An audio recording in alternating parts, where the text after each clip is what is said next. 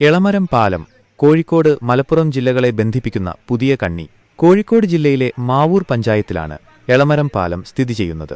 ചാലിയാർ പുഴയ്ക്ക് കുറുകെ നിർമ്മിച്ച ഈ പാലം കോഴിക്കോട് മലപ്പുറം ജില്ലകളെ ബന്ധിപ്പിക്കുന്ന ഒരു പ്രധാന കണ്ണിയാണ്. പാലത്തിന്റെ നിർമ്മാണം പൂർത്തിയായതോടെ ഈ പ്രദേശത്തെ ഗതാഗതം വളരെ എളുപ്പമായിട്ടുണ്ട്.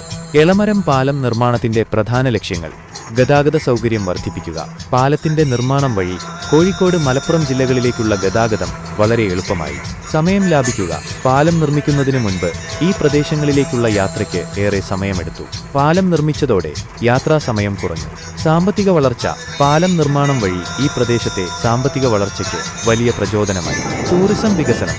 പാലം നിർമ്മിച്ചതോടെ ഈ പ്രദേശത്തെ ടൂറിസം വികസനത്തിനും സഹായകമായി.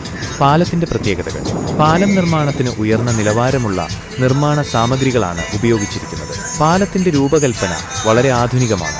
പാലത്തിൽ വാഹനങ്ങൾക്ക് പുറമെ നടക്കാനുള്ള സൗകര്യവും ഒരുക്കിയിട്ടുണ്ട്.